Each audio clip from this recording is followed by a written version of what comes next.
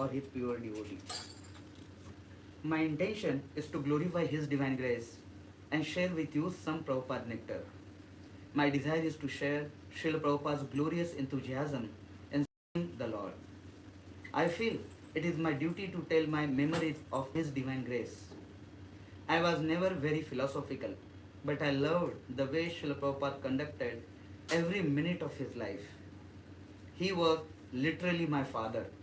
My own father died when I was 3. Until I was 19 and met Srila Prabhupada, I had no significant male influence in my life. I think that is one reason why my stories of Srila Prabhupada tend to reflect the softer side of his personality.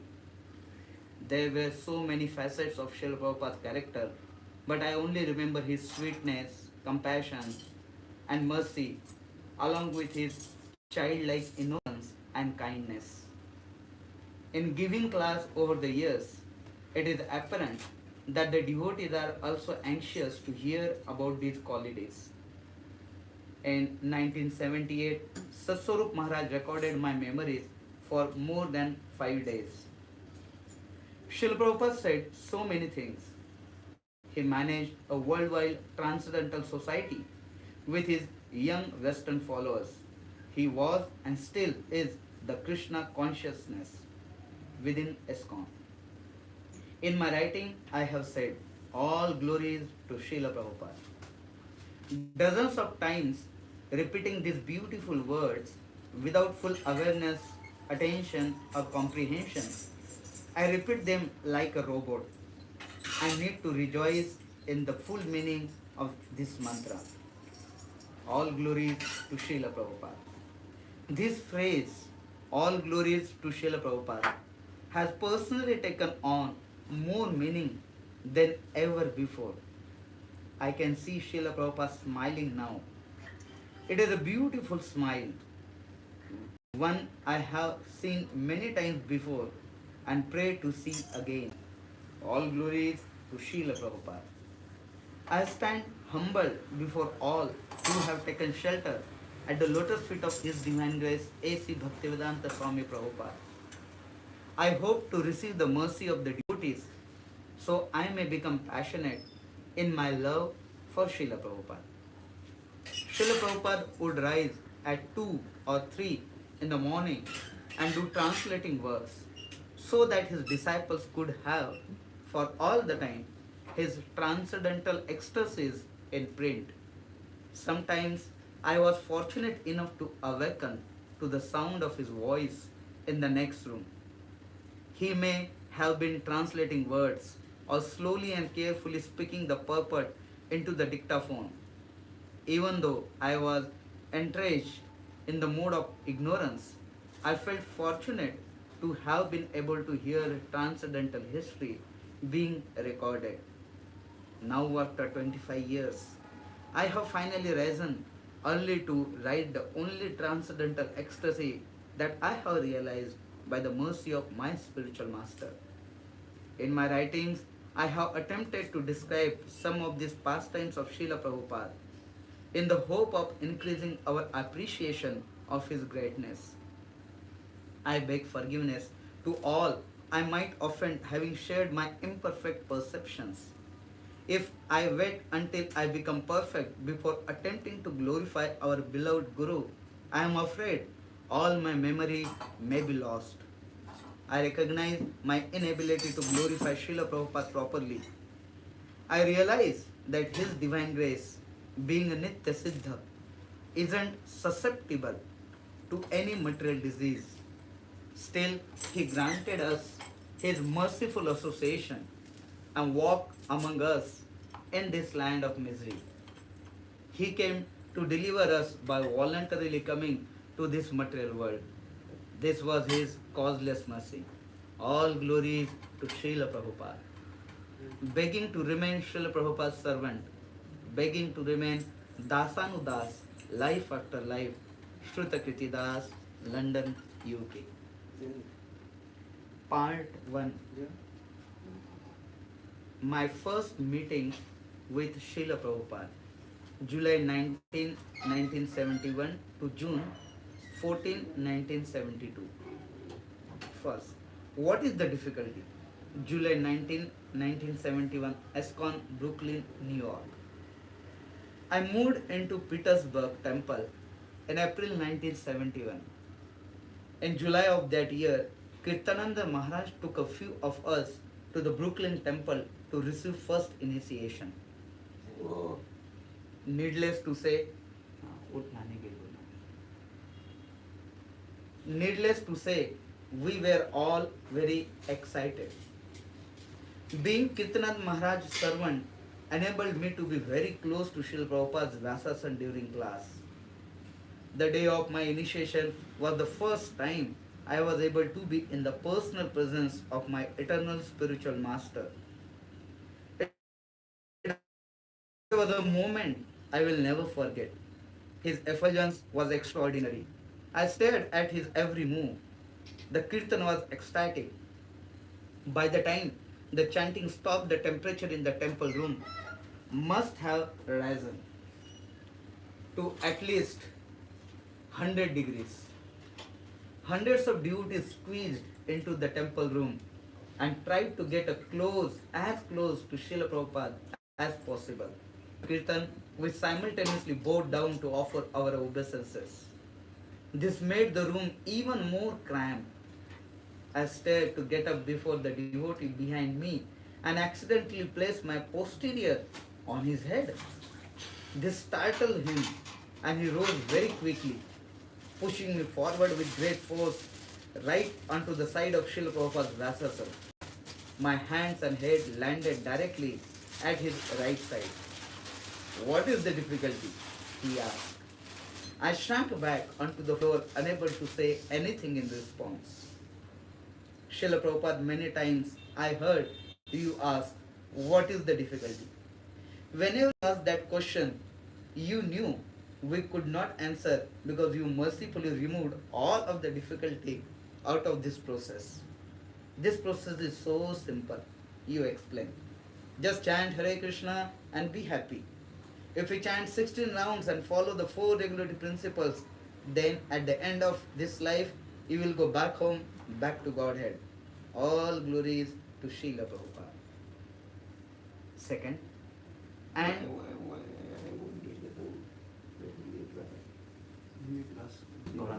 yes, Guru. It's a 6:15 Guru Maharaj. Yes, Guru. अभी 5:50 हो गए. 5:50.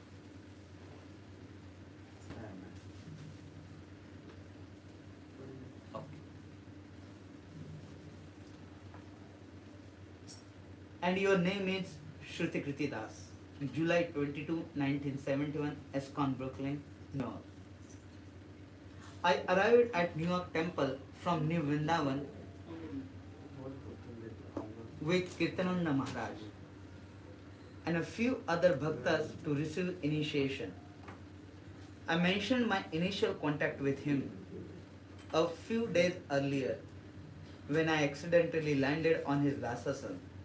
My first formal meeting was the day His Divine Grace gave me first initiation. I had met the devotees exactly 3 months earlier in a park in Philadelphia, Pennsylvania. There were 10 bhaktas initiated each day during his stay at the Brooklyn Temple. I vividly remember the initiation ceremony when Srila Prabhupada's secretary called Bhakta Veen. I squeezed my way through the crowded temple room to Srila Prabhupada's Vyasasana and nervously offered my obeisances. His servant at that time, Arvinda, said my name, Shruta Kirti. I stood in front of Srila Prabhupada as he looked at me. He said, Shruta Kriti, one whose activities are world famous. All the devotees chanted, Jai, Haribol.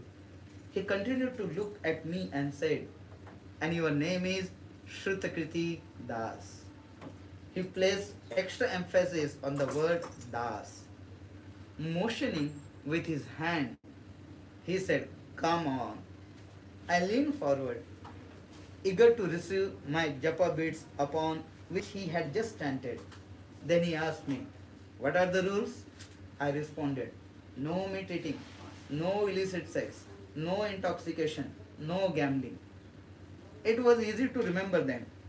I had been repeating these words in my head for the last hour. We were all so nervous at the time of initiation. It was usual for us to forget one or more of the regulatory principles. Again he looked at me and inquired, how many rounds he will chant? I foolishly said with a polite pride in my voice, around 20, Prabhupada. He looked at me knowingly and murmured, "Hmm." I could tell he was unimpressed with my response. I quickly offered my obeisances and made my way back to my spot in the temple room. When I sat down, someone asked me what name I had been given. I don't know, I replied. How could I?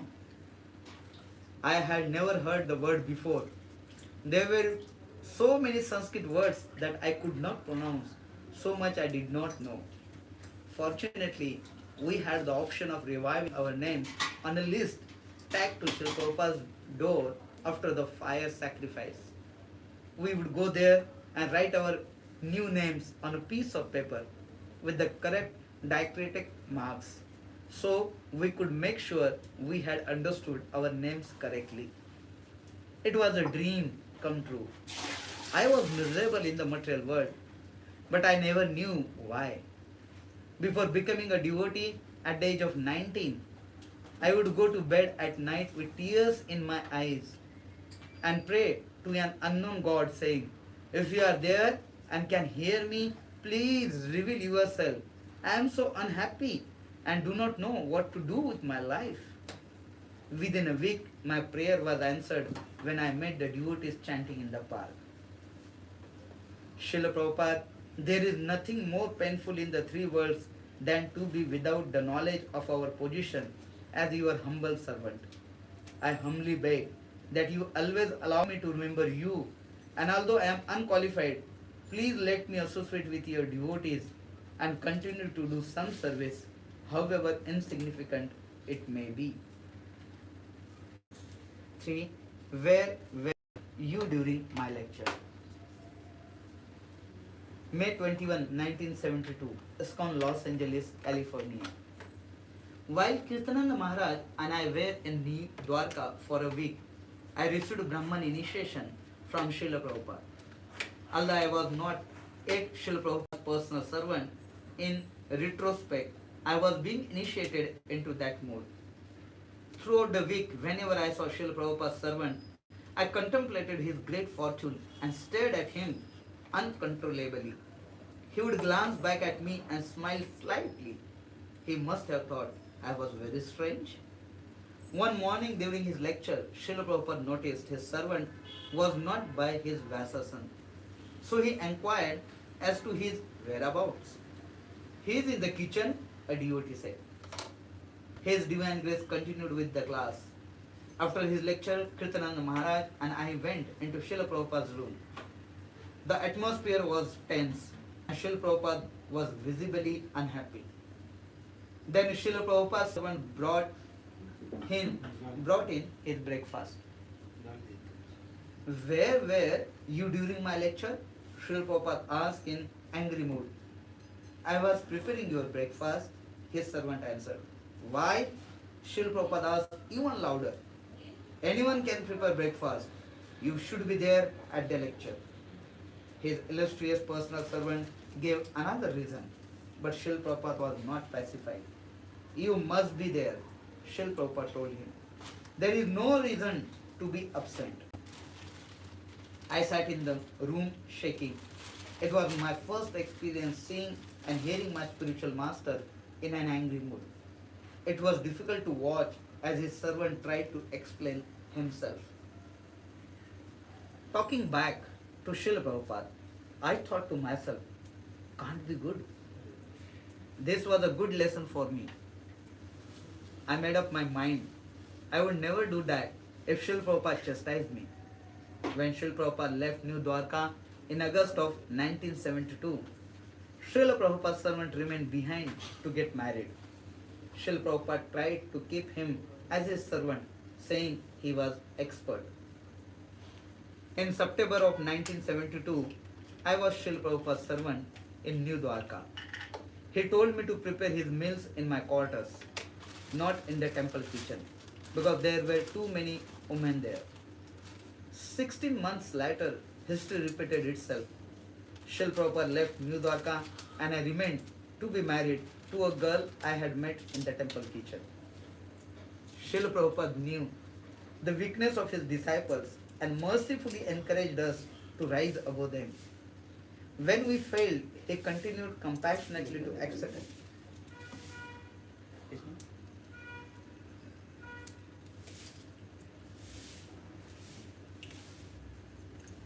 When we failed, he continued compassionately to accept our service on whatever level we were able to perform it.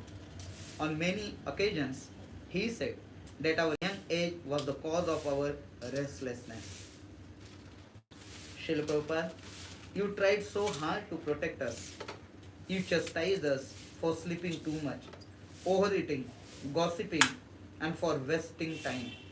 There were innumerable reasons why you corrected us, for being inattentive in our service, for being proud. It was well done because of your great love and compassion for us. Sometimes you cried when you heard a disciple had left your shelter. Your love for us is unequaled and unending. There is no safe place in this world except at your lotus feet. 4. Krishna is like a sweet ball.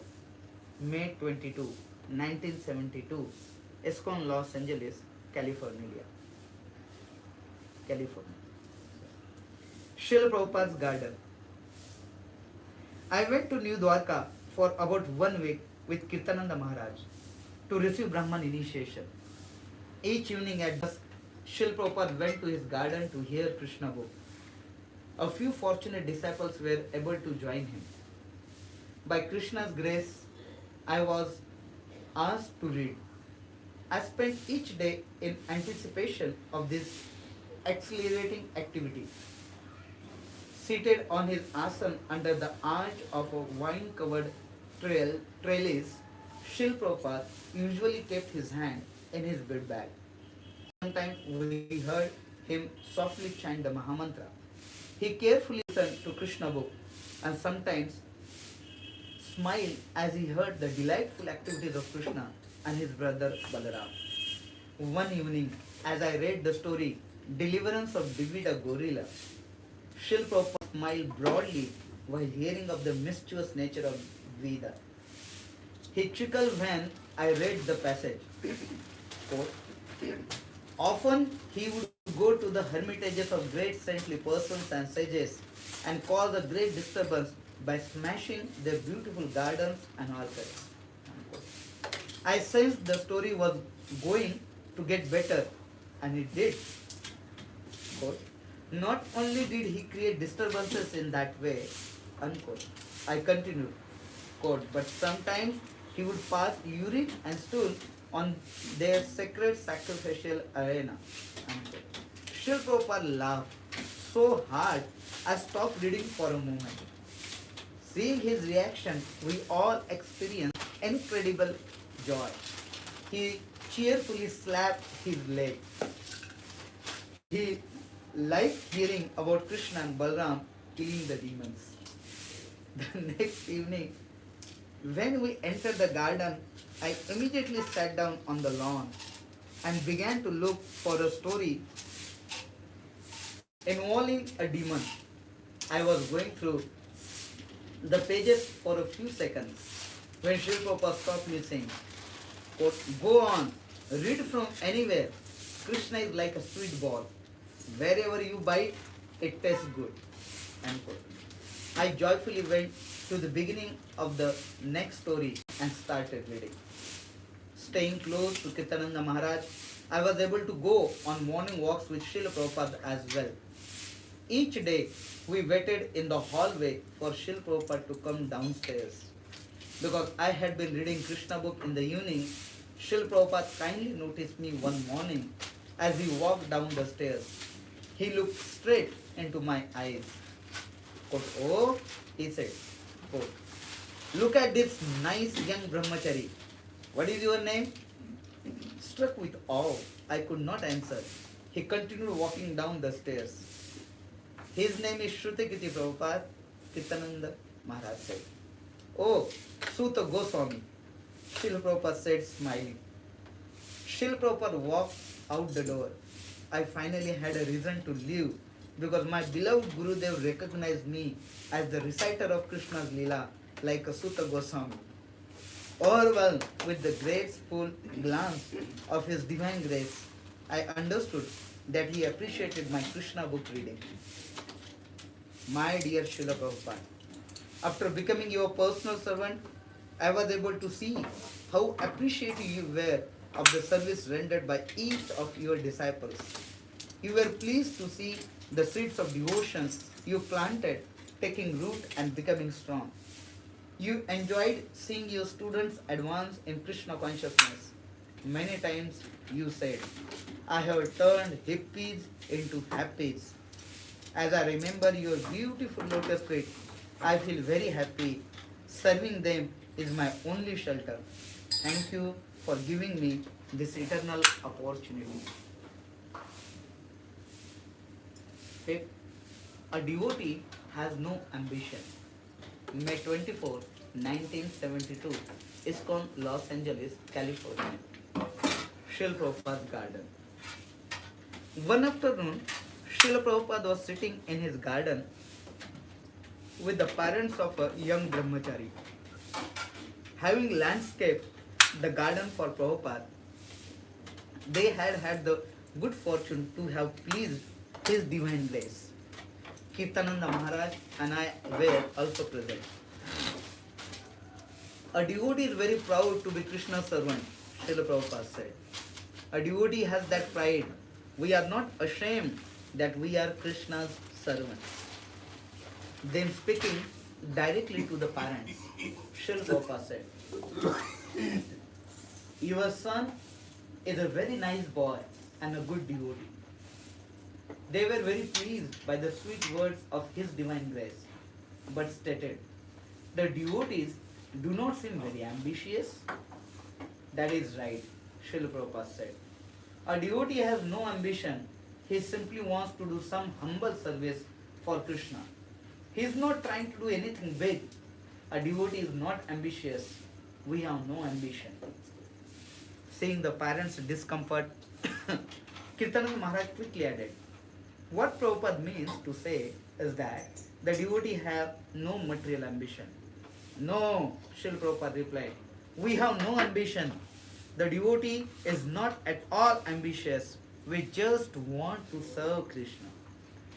Srila Prabhupada always knew the exact point he was making, even if others did not. Sometimes disciples would try to interpret Srila Prabhupada's statements, thinking that cultural differences prevented his guests from understanding Srila Prabhupada. His divine grace always knew whom he was dealing with, what they meant to say, and exactly what he wanted them to understand. There are hundreds of devotees all over the world to whom Srila Prabhupada spoke only a few sentences. They will tell you that those few words were exactly what they needed to hear to sustain to this day. There are some to whom he never spoke. He just glanced at them and it was enough to keep them in Krishna consciousness. I do not know anything about my spiritual master except that he perfectly presented Krishna consciousness to us, and if one remains faithful to him and his instructions, their life will be successful. Jai Srila Prabhupada.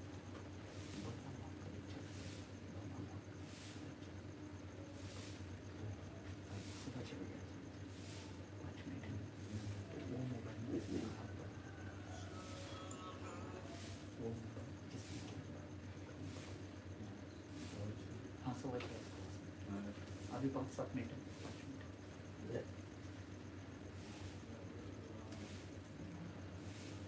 6.